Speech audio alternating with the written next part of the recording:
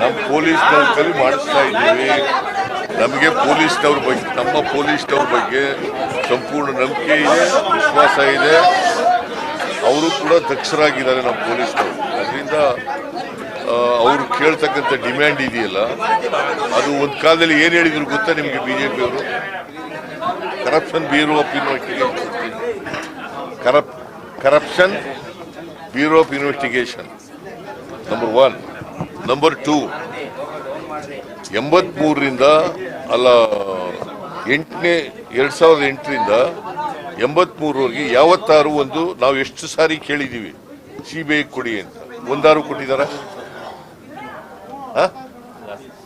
ಮತ್ತೆ ಅವ್ರಿಗೆ ಯಾವ ನೈತಿಕತೆ ಇದೆ? ಸಿಬಿಐ ಕೊಡಿ, ಸಿಬಿಐ ಕೊಡಿ.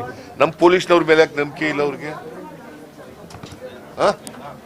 ನನಗೆ ಸಿಬಿಐ ಮೇಲೆ ನಂಬಿಕೆ ಇಲ್ಲ ಅಂತಲ್ಲ, ಸಿಬಿಐ ಕೊಡೋ ಅಂತ ಕೇಸ್ಗಳು ಕೊಡೋಣ. ನಾನು ಹಿಂದೆ ಮಿನಿಸ್ಟರ್ ಇರುವಾಗ, ಚೀಫ್ ಮಿನಿಸ್ಟರ್ ಇರುವಾಗ 7 ಕೇಸ್ಗಳು ಕೊಟ್ಟಿದ್ದೆ. ಯಾವುದು ಕನ್ವಿಕ್ಷನ್ ಆಗಲಿಲ್ಲ. ಹಾಗಂತೇಳಿ ಸಿಬಿಐ ಮೇಲೆ ನಂಬಿಕೆ ಇಲ್ಲ ಅಂತಲ್ಲ, ನನಗೆ ಸಿಬಿಐ ಮೇಲೂ ನಂಬಿಕೆ ಇದೆ. ಅದು ಒಂದು investigating agency. Our police SIT is also investigating agency. ನಾವು ಪೊಲೀಸ್ನವ್ರ ಕಲೆ ಮಾಡಿಸ್ತೀವಿ. ಆಡಿಯೋ ಆಚೆ ಬಂತು ಅಂತಾನೆ ದೇವರಾಜೇಗೌಡರನ್ನ ಅರೆಸ್ಟ್ ಮಾಡಿದ್ದು, ಸರ್ಕಾರ ಸಿಕ್ಕಾಕಿಕೊಳ್ಳುತ್ತೆ ಅಂತ ದೇವರಾಜೇಗೌಡರನ್ನ ಅರೆಸ್ಟ್ ಮಾಡಿದ್ದಾರೆ ಅಂತ ಬಿಜೆಪಿ ಆರೋಪ ಮಾಡ್ತಿದೆ. ಬಿಜೆಪಿ ಏನು ಆರೋಪ ಮಾಡ್ತಿದೆ? ಅವ್ರು ಸುಳ್ಳು ಆರೋಪಗಳು ಮಾಡೋದೇ ಅವ್ರ ಕೆಲಸ, ಕಸುಬು ಅವ್ರಿಗೆ. ಅವ್ರನ್ನ ಅರೆಸ್ಟ್ ಮಾಡೋದು ಯಾಕೆ? ಹೆಣ್ಮಕ್ಳ ಮೇಲೆ ದೌರ್ಜನ್ಯ ಮಾಡೋದು ಅನ್ನೋ ಕೇಸ್ ಮೇಲೆ ಏಪ್ರಿಲ್ 1ನೇ ತಾರೀಕು ಕಂಪ್ಲೇಂಟ್ ಕೊಟ್ಟಿದ್ರು. ಅದ್ರ ಮೇಲೆ ಅರೆಸ್ಟ್ ನಾವು we are not interfering in the investigation of the police. ಗೊತ್ತಾಯ್ತಾ? ಪೊಲೀಸಿನವರಿಗೆ ಪೂರ್ಣ ಸ್ವಾತಂತ್ರ್ಯ ಕೊಟ್ಟಿರ್ತೀವಿ. ಅವರು ತನಿಖೆ ಮಾಡಿ ತಪ್ಪಿತಸ್ಥರಿಗೆ ಶಿಕ್ಷೆ ಕೊಡಿಸ್ತಕ್ಕಂಥದ್ದು ಪೊಲೀಸ್ನವರ ಜವಾಬ್ದಾರಿ. ಪ್ರಹ್ಲಾದ್ ಜೋಶಿ ಅವರು ಸರ್ ಗವರ್ನಮೆಂಟ್ ವಿಚ್ ಮಾಡ್ತಿದೆ, ಬೇಕು ಅಂತ ಇಂಟೆನ್ಷನಲಿ ಅವ್ರನ್ನ ಅರೆಸ್ಟ್ ಮಾಡೋದು, ಬಿಜೆಪಿ ಕಾರ್ಯಕರ್ತರನ್ನ ಹಿಂಸೆ ಕೊಡೋದು, ಇದನ್ನ ಮಾಡ್ತಾ ಇದೆ ಅಂತ ಅಲಿಗೇಷನ್.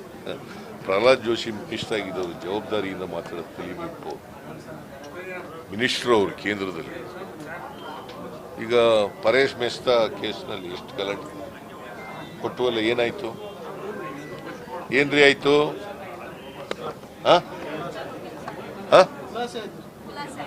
ಏನು ಖುಲಾಸೆ ಆಯ್ತು? ಸಿಬಿಐ ಕೊಡ್ಬೇಕು, ಸಿಬಿಐ ಕೊಡ್ಬೇಕು. ಕಾಂಗ್ರೆಸ್ನವ್ರು ಇದಕ್ಕೆ ರೆಸ್ಪಾನ್ಸಿಬಲ್ ಅಂತ ಹೇಳ್ತಿದ್ರಲ್ಲ, ಏನಾಯ್ತು ಕೊನೆಗೆ? ಸಿಬಿಐ ಕೊಡ್ಬೇಕು. ಸುಳ್ಳು ಹೇಳೋದಂದ್ರೆ ನಿಸೀಮರು ಬಿಜೆಪಿ ಅವರು ಬರೀ ಸುಳ್ಳೇ ಹೇಳೋದು, ಸುಳ್ಳಾರು.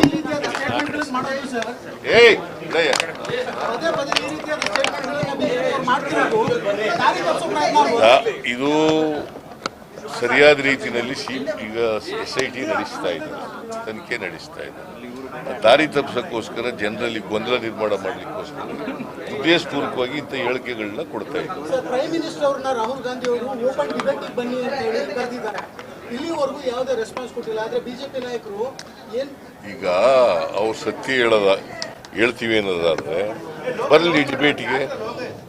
ನಾನು ಅನೇಕ ಸಾರಿ ಕರೆದಿದ್ದೀನಿ, ಬರಲಿಲ್ವಲ್ಲ. ಯಾಕಂತಂದ್ರೆ ನಮಗೆ ಧೈರ್ಯ ಇದೆ, ಆತ್ಮಸ್ಥೈರ್ಯ ಇದೆ. ಯಾಕಂದ್ರೆ ನಾವು ಸತ್ಯ ಹೇಳ್ತೀವಿ. ಅವ್ರು ಸುಳ್ಳು ಹೇಳ್ತಾರಲ್ಲ, ಅವ್ರಿಗೆ ಆತ್ಮಸ್ಥೈರ್ಯ ಇಲ್ಲ, ಧೈರ್ಯ ಇಲ್ಲ.